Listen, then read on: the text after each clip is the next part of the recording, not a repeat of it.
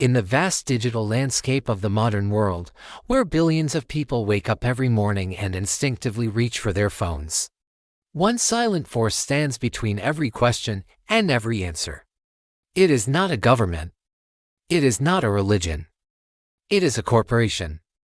And for more than 2 decades, that corporation has shaped the way humanity thinks, searches, discovers, and buys. That corporation is Google.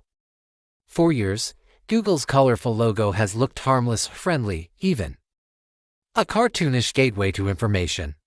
But behind the bright colors lies a machine larger, more powerful, and more influential than anything the world has ever seen. And now, for the first time in a generation, the United States government has stepped forward and pointed a finger at this digital empire.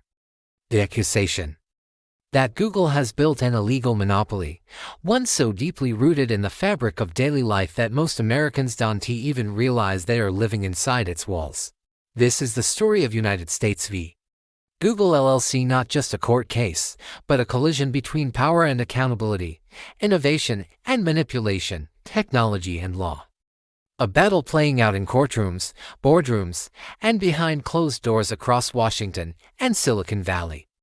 A story full of secrets, deals, algorithms, betrayals, and consequences that will shape the internet for decades to come. Google began as a simple idea of a cleaner, better way to search the web. In the 1990s, the internet was chaos. Search engines were slow, crowded, full of spam. Then Stanford students built an algorithm that ranked pages differently, smarter, faster, more accurate. It was revolutionary. And soon, Google didn't just dominate search, it became search. But as its power grew, something else grew with it, a hunger to remain number one. A hunger that prosecutors say crossed the line from innovation to domination. A hunger that drove Google to create intricate agreements with companies the public assumed were neutral, companies like Apple, Samsung, Mozilla, and countless others. Agreements built not on competition, but on exclusivity. Agreements so enormous that they shaped the digital landscape without users ever knowing they existed. In the courtroom, the government revealed staggering numbers, Google paying Apple over $18 billion a year to remain the default search engine on the iPhone. Billions more paid to Samsung, LG, and mobile carriers. Billions to browser companies. Every payment with a simple purpose: keep Google locked in place, unchallenged, unshakable, unavoidable. The narrator's voice grows darker. These deals weren't tiny contracts or marketing partnerships. They were fortresses, massive barriers that prevented any competitor from standing a chance. Prosecutors argued that Google didn't maintain dominance through superior product alone, but through engineered control of nearly every digital gateway consumers used. By the time a user touched a device, Google was already installed, selected, activated, and ready to consume data. But money was only one part of the story. The other part, the shadowy part, involved the algorithms.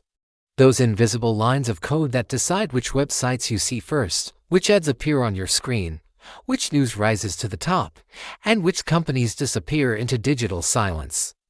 Google insists its algorithms are neutral, objective, mathematical, but inside filings, government lawyers discovered discussions about manual tweaks, ranking adjustments, quality tests that favored Google's own products, and experiments hidden from public scrutiny. If search was the first empire Google built, advertising was the second. And that empire, prosecutors claimed, was even more tightly controlled. Google owned the tools advertisers used to buy ads. It owned the tools publishers used to sell ads. And it owned the exchange where those ads were auctioned. It was like a casino where Google dealt the cards, controlled the chips, ran the tables, and then took a cut of every bet. Competitors said there was no way to win a game Google itself designed. The more the government investigated, the more the picture shifted from a simple tech company to a towering gatekeeper of online commerce and information. A gatekeeper that allegedly made billions by setting the rules, shaping the market, and quietly ensuring that no rival could meaningfully rise. Inside the courtroom, Google fought back fiercely. Its lawyers insisted that people chose Google voluntarily because it was simply better. They pointed out that competitors like Bing, DuckDuckGo, and Yahoo still existed. They argued that defaults could be changed with a few clicks. They emphasized that search was free, and free products weren't monopolies. They said the government was punishing success and threatening innovation. But the government countered with a different narrative.